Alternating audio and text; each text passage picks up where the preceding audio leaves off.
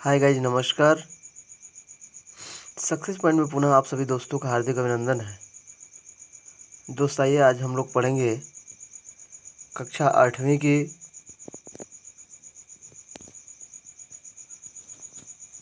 विषय साइंस,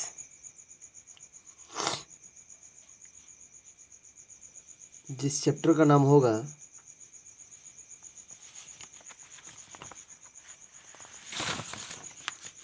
प्रकाश एवं प्रकाश यंत्र।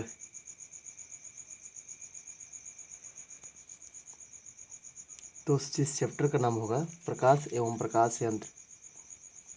आइए दोस्त, स्टार्ट करने से पहले दोस्त इस वीडियो को आप अंत तक देखें और इस वीडियो को ज़्यादा से ज़्यादा शेयर और लाइक करें, सब्सक्राइब करें। तो आइए सबसे पहले इस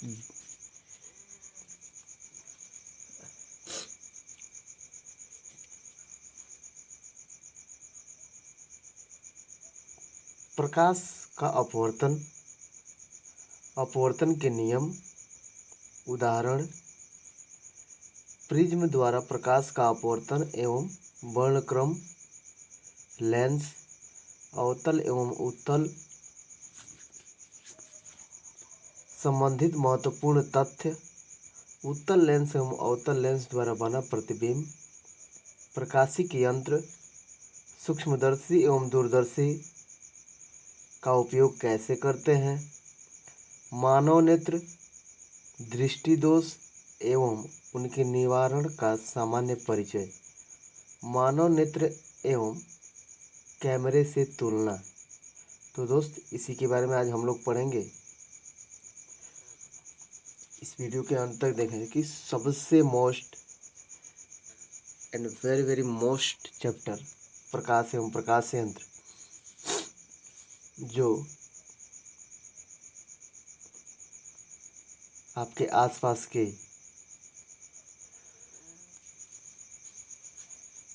जो भी दोस्त हो, फ्रेंड्स हो, या आपके घर के जो भी मतलब भाई हो या बहन हो, जो 8वीं क्लास में पढ़ रहे हो, उनके लिए सबसे मोस्ट चैप्टर। बट दोस्त, मैं ये कहना चाहता हूँ कि ये चैप्टर आपके 8वीं क्लास के लिए ही नहीं, बल्कि आपको ऊपर क्लास में जैसे 9th हाई स्कूल या इंटर में भी आपको ये बेस मिलेंगे। तो क्यों ना इस पे ज़्यादा फोकस किया जाए।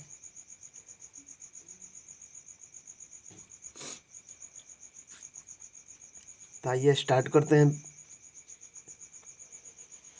इस चैप्टर को।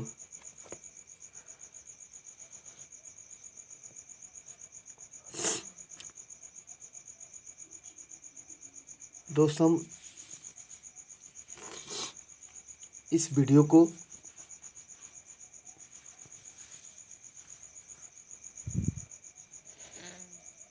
ज़्यादा लॉन्ग नहीं करना चाहते हैं, क्योंकि ज़्यादा लॉन्ग वीडियो बोरियस महसूस करता है, बोरियस महसूस होता है। तो इसीलिए हमने सोचा इस वीडियो को शॉर्ट से शॉर्ट बनाया जाए और इसमें अपने दोस्तों को बतलाया जाए। तो आइए स्टार्ट करते हैं प्रकाश एवं प्रकाश यंत्र।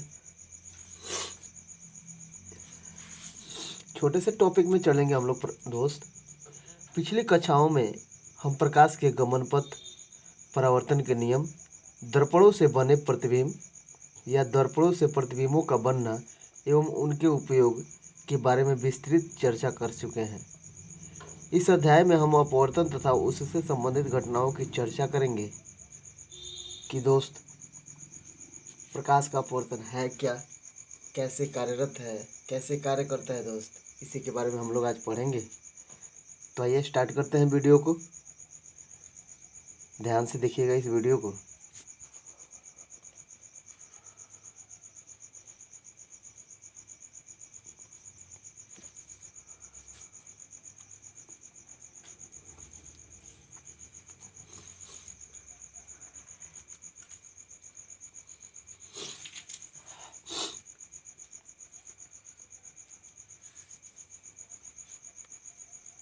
प्रकाश का अपवर्तन।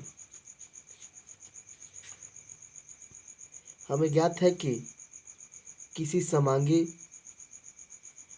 पारदर्शी माध्यम में प्रकाश का गमन सरल रेखा में होता है। आइए इसका पता लगाएं कि जब प्रकाश की किरण एक समांगी पारदर्शी माध्यम से दूसरे समांगी पारदर्शी माध्यम में प्रवेश करती है तो प्रकाश के गमन पथ पर क्या प्रभाव पड़ता है। निम्नलिखित क्रियाकलाप से हम इस प्रश्न का उत्तर ढूंढने का प्रयास करते हैं।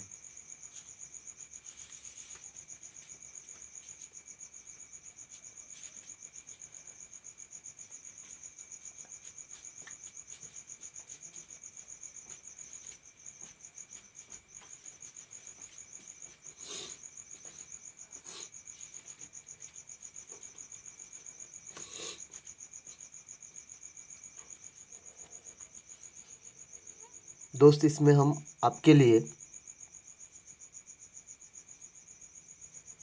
प्रैक्टिकल के माध्यम से समझाना और बताना चाहूँगा कि दोस्त ये कैसे कार्य करते हैं।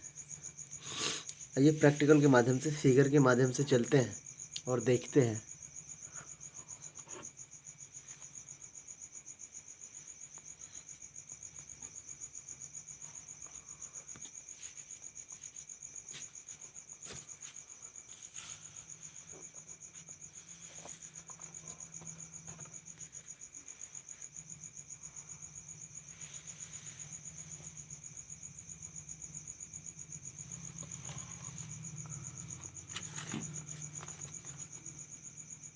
आइए फिगर के माध्यम से चलते हैं हम दोस्त।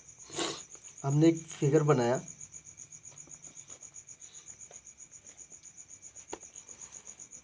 ए और बी दो कप हमने लिया। दोनों कप में हमने, ये आपका जो कप है, कप ए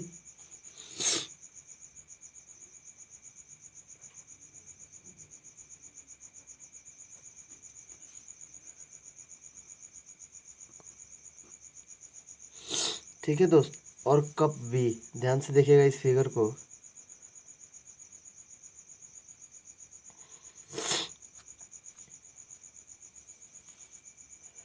दोनों फिगर को हमने स्टार्ट किया है।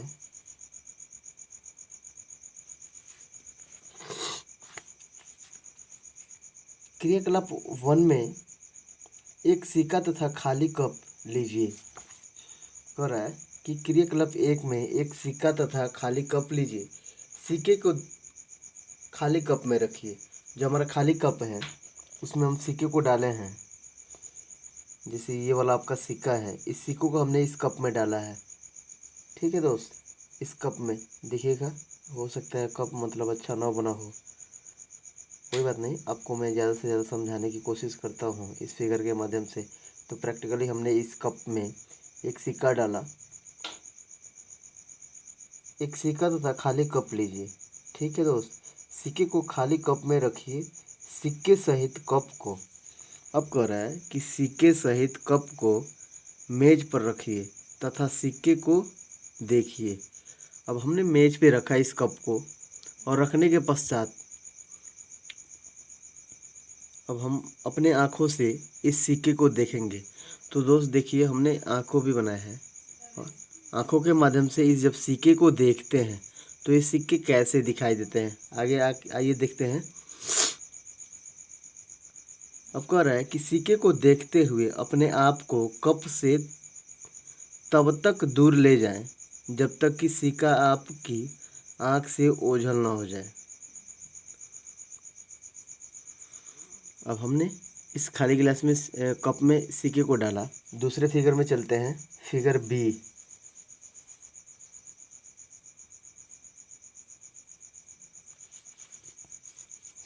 फिगर नंबर बी में इस सिक्के को जब तक देखना है जब तक क्या हो, आँखों से ओझल ना हो जाए, यानी हमारे आँखों से दूर ना हो जाए। आगे अपने किसी मित्र से कप में तब तक पानी डालने को कहें जब तक कि आपको इसी स्थिति से सिक्का दिखाई न देने लगे। कह रहा है कि आप अपने मित्र को या किसी फ्रेंड को इस कप में यानी दूसरे वाले कप में जब तक आपके आँखों को सिक्का दिखाई न देने लगे तब तक इसमें क्या करें, ऊपर से कप में पानी डालने को उनसे कहते रहे कि आप इसमें क्या करें, पानी डालते रहें। हमने इसमें रखा है जल यानी H2O। जल का सूत्र होता है H2O। हमने इसमें जल को डाला और किसी दोस्त के सहायता से जल को जब डाला तो एक ऐसी स्थिति आता है कि सिक्का जब हम नीचे रखे थे, जो ही ये पानी इस कप में जब डालते हैं तो ये क्या होता है, सिक्का ऊपर की तरफ बढ़ने लगता है, ऊपर की तरफ उठने लगता है दोस्त।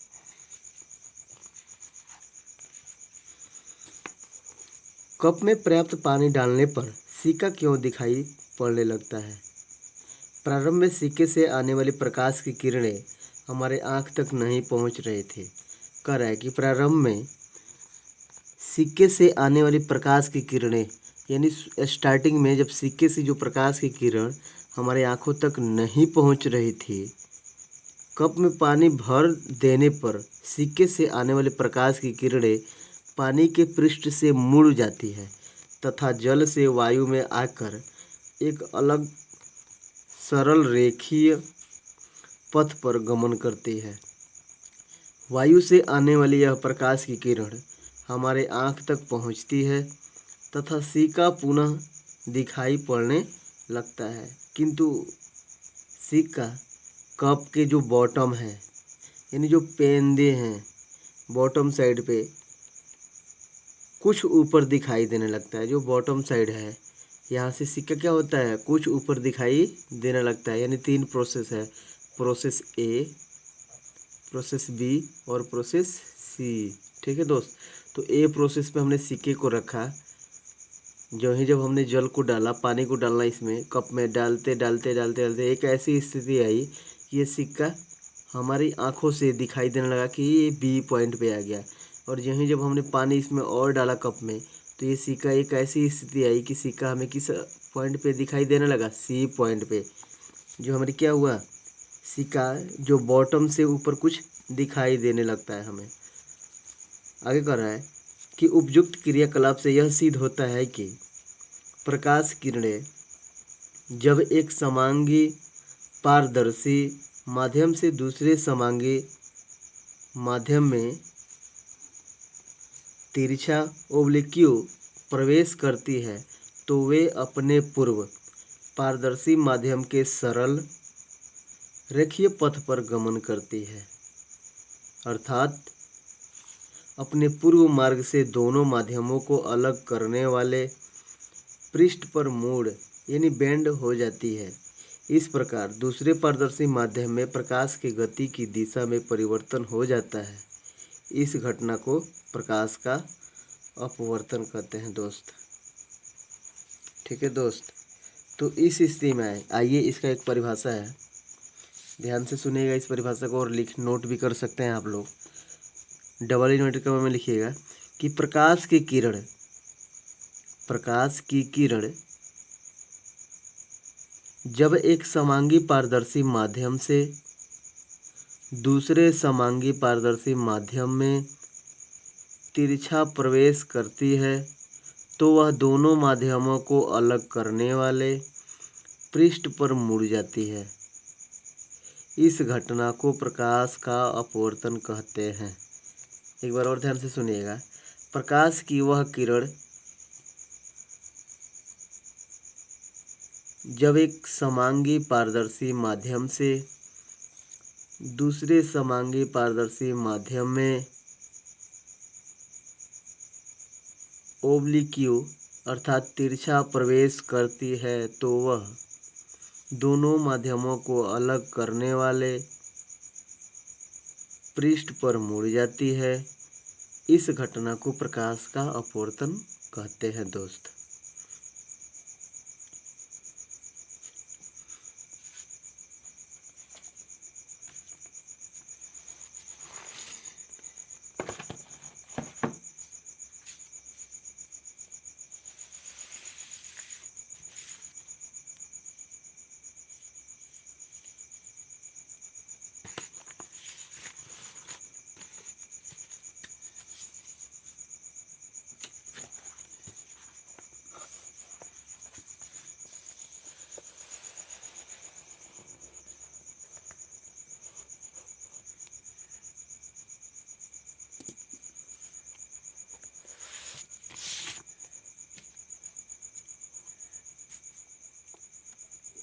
एक और हेडिंग है,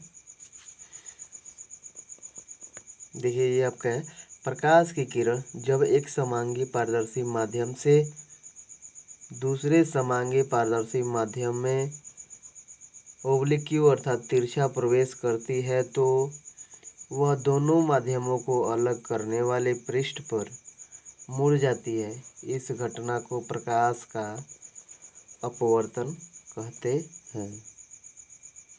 ठीक है दोस्त, अब अगला हेडिंग इसमें है कि इनका जो माध्यम होगा, अर्थात एक और मैंने आपका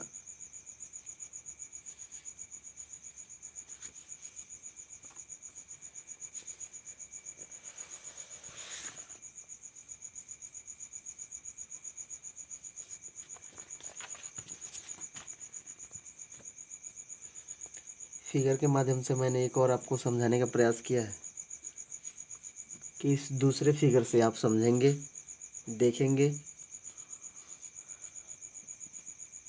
मैं प्रयास करता हूँ कि आपको ज़्यादा से ज़्यादा समझाने का प्रयास करूँ।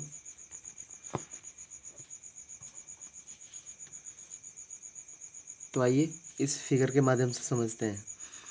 इस फिगर में है, जैसे कि ऊपर क्लास में निर्देशांक ज्यामिति आता है, हाई स्कूल में भी रहता है, मैथ में रहता है निर्देशांक ज्यामिति।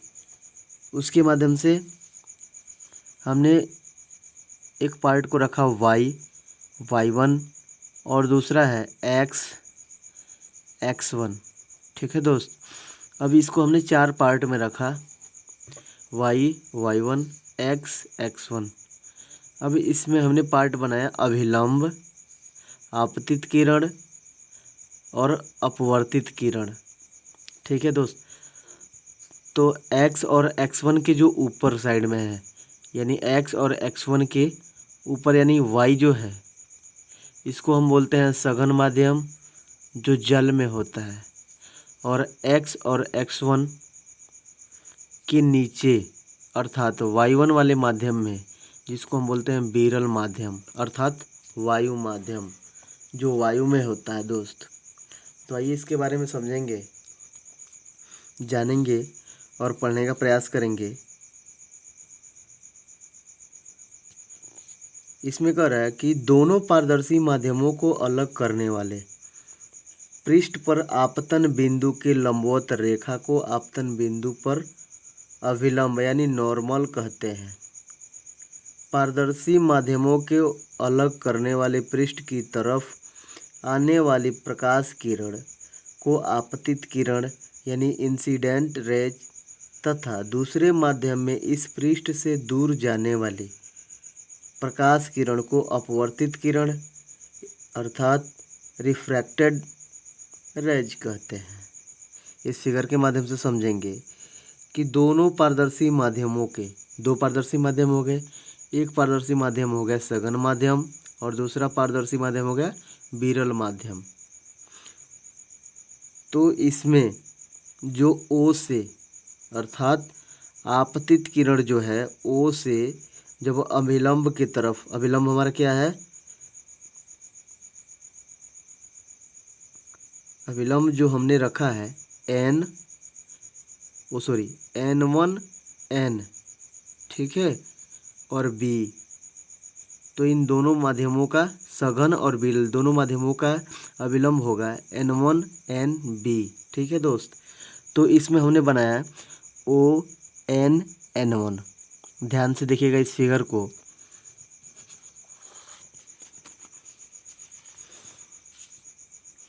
इसमें दिया भी है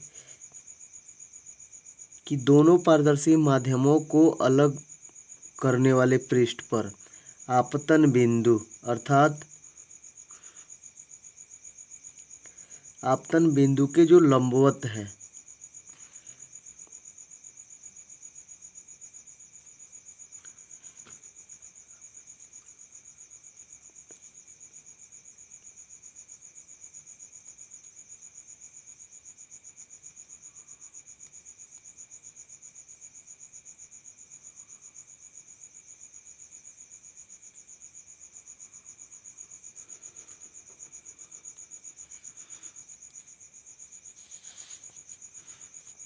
ध्यान से देखिएगा,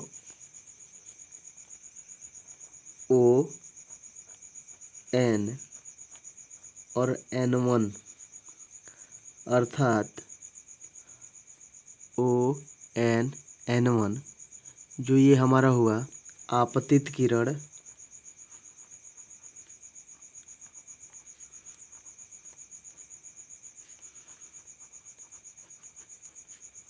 आपतित किरण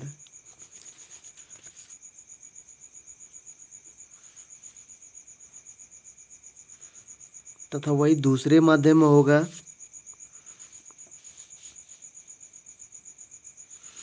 जो अभिलंब से दूर जा रहे हैं। तो अभिलंब से दूर जो जा रहे हैं उसको हम बोलेंगे, वो किस माध्यम में जा रहे हैं? विरल माध्यम में।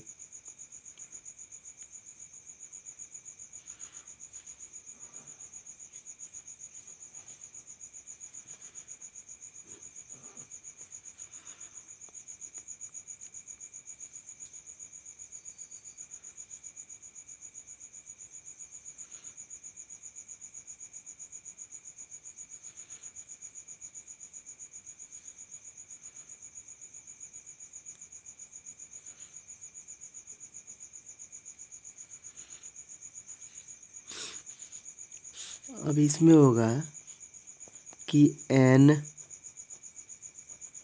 बी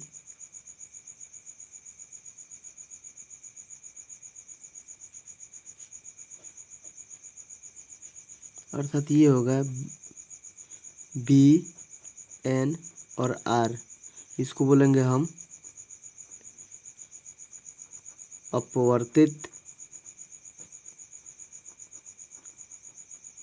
किरण। ठीक है दोस्त, ये रहा हमारा अपवर्तित किरण। अब आगे देखिएगा, आपतित किरण तथा अभिलंब के बीच बने कोण को आपतन कोण कहते हैं। इसमें कह रहा है कि इन दोनों के बीच तो अभिलंब हो गए,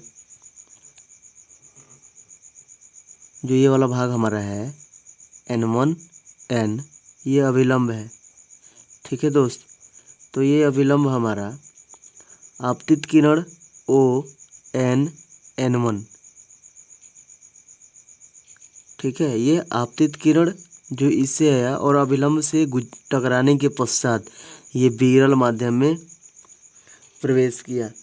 तो इस स्थिति में कह रहा है कि आपतित किरण तथा अभिलंब के बीच बने कोण को आपतन कोण कहते हैं। यानी आपतित किरण और अभिलंब के बीच बने कोण को क्या कहते हैं?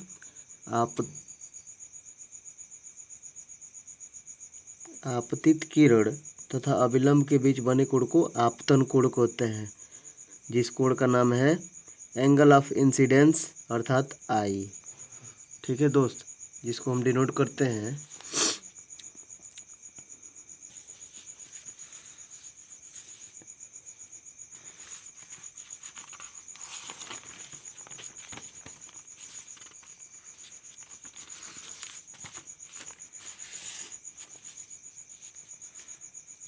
आपतित किरण।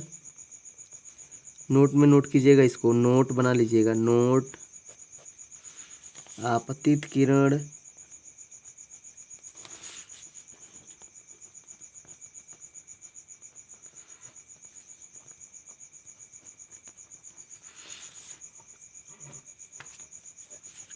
तथा अभिलंब के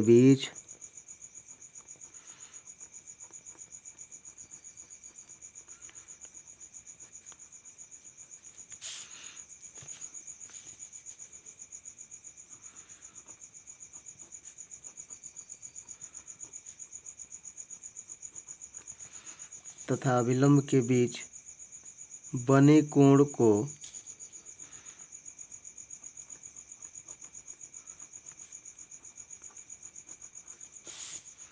आपतन कोण,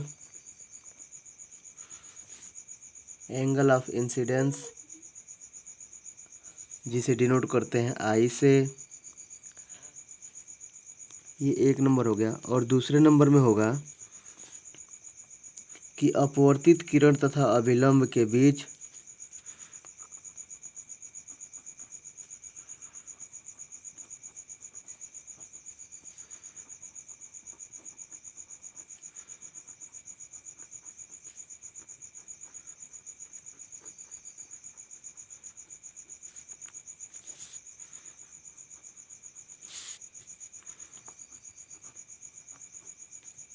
अपवर्तित किरण तथा अभिलंब के बीच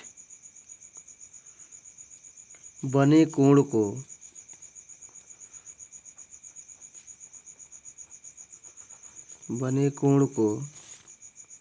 अपवर्तन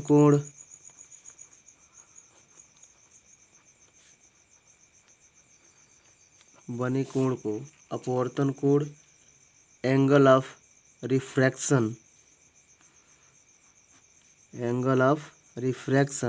जिसे आर से डिनोट करते हैं। फिगर के माध्यम से देखेंगे। उसके बाद से हमने लिखा है नोट, आपतित किरण तथा अभिलंब के बीच बने कोण आपतन कोण एंगल ऑफ इंसिडेंस अर्थात आई से डिनोट करते हैं। और दूसरा है अपवर्तित किरण तथा अभिलंब के बीच बने कोण अपवर्तन कोण एंगल ऑफ रिफ्रैक्शन अर्थात आर से डिनोट करते हैं दोस्त। ठीक है, तो ये दो हमारे नियम हो गए जो सबसे मोस्ट है ये दोस्त। ठीक है, उसके बाद से आगे है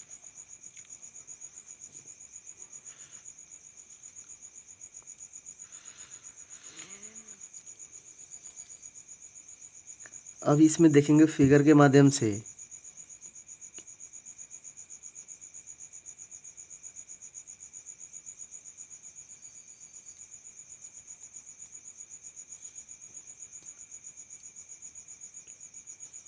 अब इसमें कह रहा है कि N1 N और B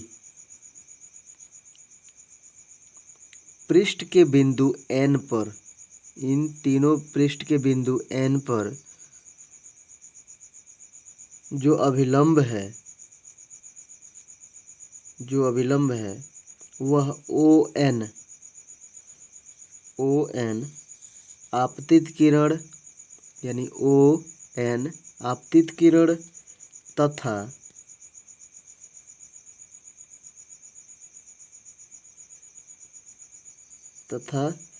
N और R अपवर्तित किरण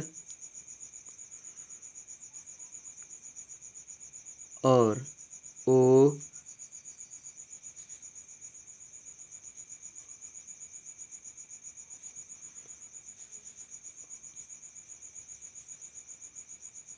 और उसके बाद से तीसरा नंबर होगा कि N1 आपतन कोण तथा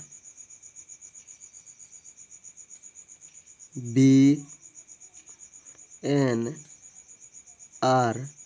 अपवर्तन कोण है। एक बार और पुनः इसको समझेंगे।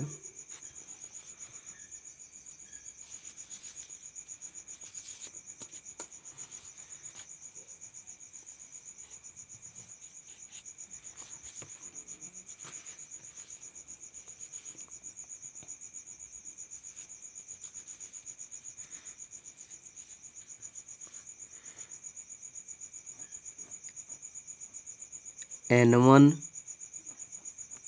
NB के पृष्ठ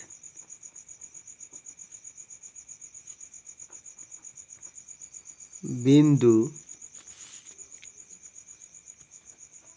N जो अभिलंब है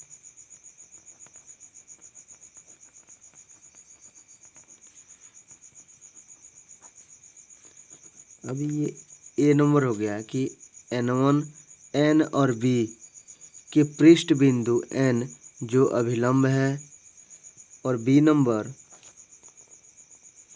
कि ON और N1 इक्वल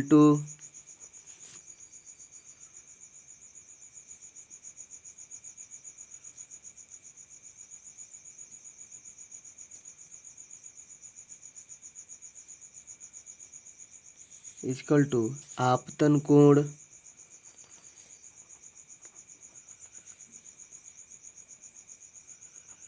आपतन कोण आई तथा वही सी नंबर में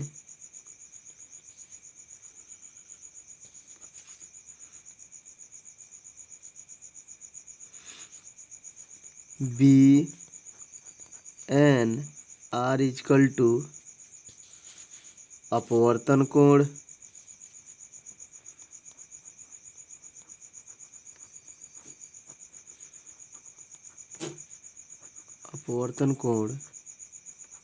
आर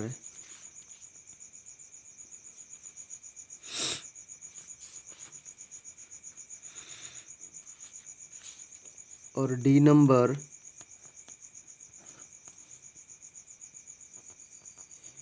की O N N1 is equal to B N R, अर्थात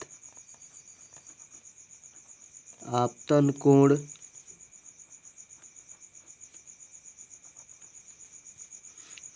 कोण बराबर अपवर्तन कोण।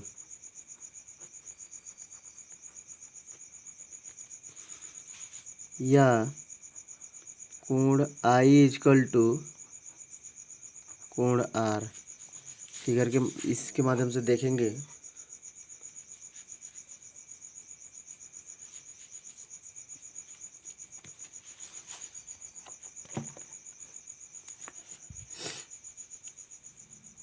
ये नंबर है कि N1 NB के पृष्ठ बिंदु N जो अभिलंब है, और बी नंबर ON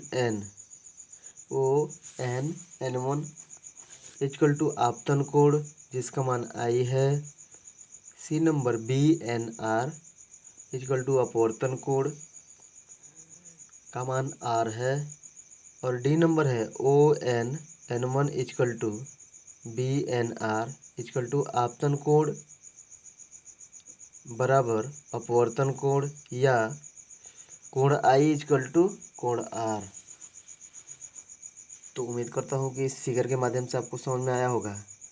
ये आपका ON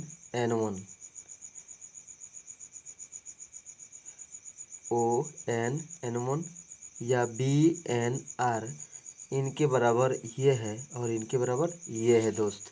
ठीक है, तो ये हम सघन से विरल के माध्यम में जब गए हैं तो ये अभिलंब से क्या हुए हैं, थोड़ा विपरीत गए हैं। तो ये हमारा रूल फॉलो करना है।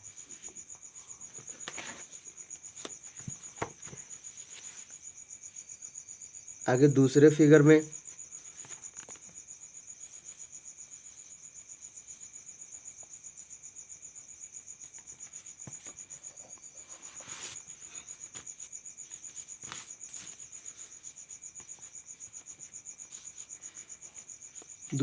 में है दोस्त इसी का उल्टा, अर्थात जो हम सघन से विरल में गए थे उसी का विपरीत, अर्थात विरल से अब हम किस में आएंगे, सघन में।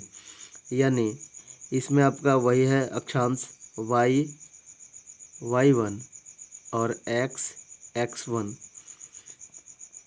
जो अभिलंब N1 NB के पृष्ठ बिंदु N जिसका अभिलंब है बिंदु N जो है वो अभिलंब है आपका, और तीनों में इन पूरे मतलब चतुर्थांश में N1 N और B ये आपका अभिलंब है, जिसका मेन पृष्ठ बिंदु क्या है, N।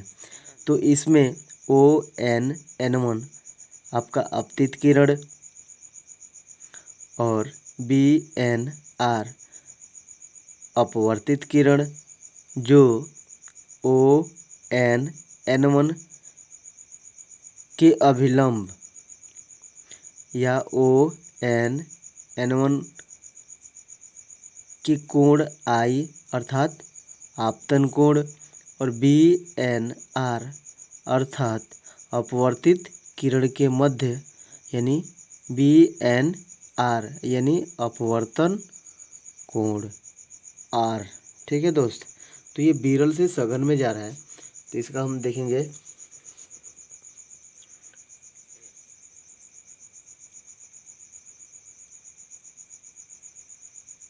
अब इसमें कह रहा है कि सघन माध्यम से प्रकाश विरल माध्यम में प्रवेश करती है तो वह अभिलंब से दूर हटती है। इस प्रकार जब प्रकाश की किरण प्रकाश विरल माध्यम से सघन माध्यम में प्रवेश करती है तो वह अभिलंब की ओर मुड़ जाती है। ठीक है, इसमें क्या कर रहा है कि अभिलंब में क्या हो रहा है, मुड़ जा रहा है अभिलंब की तरफ। इसके विपरीत वाले में जो था सघन से विरल जब जा रहा था उसमें क्या हो रहा था, अभिलंब से दूर जा रहा था। यानी अभिलंब जो है हमारा ये वो प्रकाश फिगर, फिर पुनः चलूँगा उस फिगर पे, ये आपका फिगर था। इसमें आपका जो प्रकाश का किरण चला तो अपवर्तन के पश्चात ये अभिलंब से क्या हुए, दूर गए। ठीक है, तो ये अपवर्तन आप पहले आपतित किरण परावर्तन के पश्चात क्या हुआ, अपवर्तित होकर ये क्या हुई, अभिलंब से दूर गई। ठीक है, वही दूसरे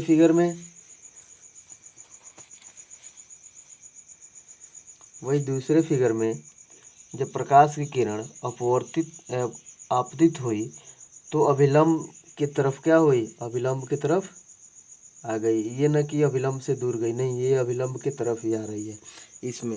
ठीक है दोस्त,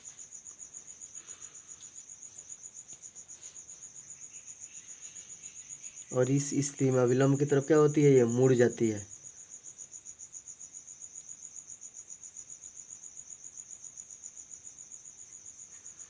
और इस स्थिति में अभिलंब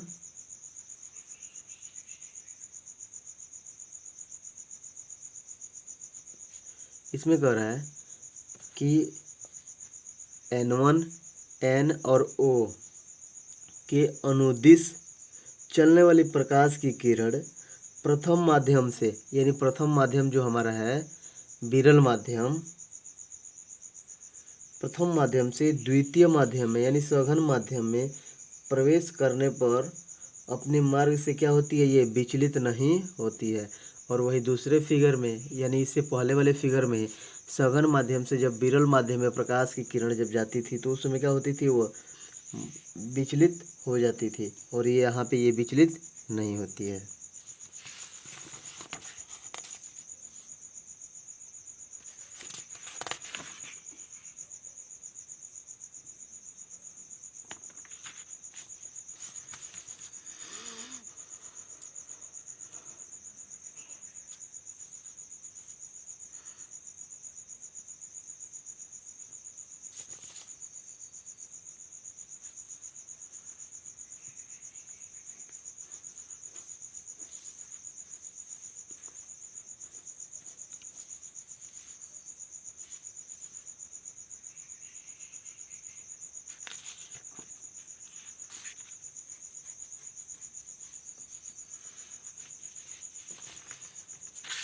तो दोस्त ये रहा प्रकाश का अपवर्तन।